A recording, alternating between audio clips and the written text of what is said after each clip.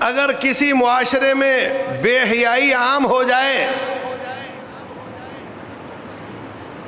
تو وہاں ایسی بیماریاں آئیں گی جو ان کے آباء و اجداد میں کسی نے سنی بھی نہیں ہوں گی. یہ سزا ہے. بے حیائی عام کا معنی کیا ہے؟ بدکاری ضروری نہیں، بے حیائی عام ہو گئی ہے. توحید والے، داڑھی والے، نمازی کی بچی ٹخنے بھی ننگے رکھتی ہے، بازو بھی ننگے رکھتی ہے، چست کپڑے پہنتی ہے. اب تو کپڑوں کا رواج ہی ختم ہو رہا ہے، اب تو پتلونوں میں جا رہی ہے.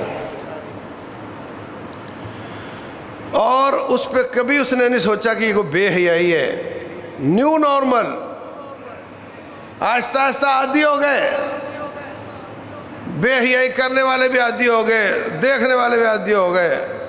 لیکن جو عہد نبوت میں گناہ تھا وہی آج گناہ ہے، وہی قیامت والے دن گناہ ہوگا اور اس پہ پکڑا جائے گا. فَمَن يَعْمَلْ مِثْقَالَ ذَرَّةٍ خَيْرًا يَرَهُ. ایک ذرہ برابر جس نے خیر کی وہ بھی دیکھ لے گا، ایک ذرہ برابر کسی نے گناہ کیا وہ بھی دیکھ لے گا. یہ ڈیموکریٹک دین نہیں ہے کہ اکثریت یہ کرنے لگ گئی ہے لہذا اب قانون بدل لیا جائے. ایسا نہیں ہے. قرآن دلیل ہے، سنت دلیل ہے، لوگوں کا عمل دلیل نہیں ہے.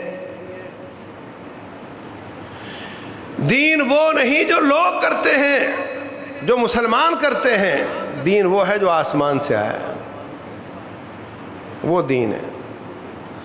یہ بڑا ہی زہریلا جملہ ہے جی. اب تو سب ہو رہا ہے، سب چلتا ہے، سب کرتے ہیں. سب رب کے نبی نہیں ہیں، سب تیرے رب نہیں ہیں. دین وہ ہے جو اللہ اس کے رسول کی طرف سے آیا ہے صلی اللہ علیہ وسلم. تو بے حیائی کی کتنی شکلیں اس وقت ہیں. موبائل فون نے سارے حساب خراب کر دیے ہیں. آپ کوئی آیت بھی تلاش کرو تو بے حیائی نظر آ جاتی ہے.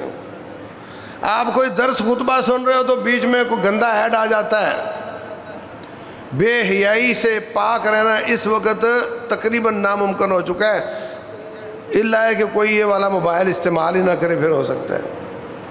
بازار جاؤ نظر محفوظ نہیں رہتی، کان محفوظ نہیں رہتے، اور بے حیائی فحاشی بدکاری کو عام کرنے کے لیے کھربوں ڈالر خرچ کیے جا رہے ہیں. ہم جنس پرستی کو عام کرنے کے لیے ملکوں کو ایڈ دی جاتی ہے، پیسے دیے جاتے ہیں. پاکستان کی بڑی بڑی سیاسی جماعتیں دونوں تینوں کے منشور میں یہ تھا کہ ہم جنس پرستی کے خلاف ہم نہیں چاہیں گے.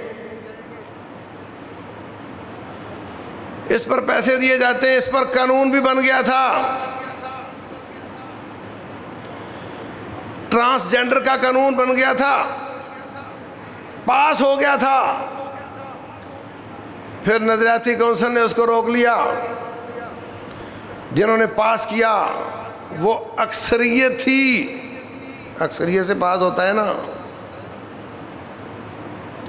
اکثریت نے اس کو پاس کیا تھا. نقب زنی کر رہے ہیں، دباؤ ڈال کر کے حقوق نسواں بل.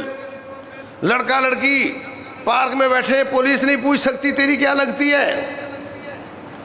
ہوٹل پہ جا رہے ہیں، کوئی پوچھ نہیں سکتا. یہ بل پاس کروائے گئے دباؤ کے ساتھ.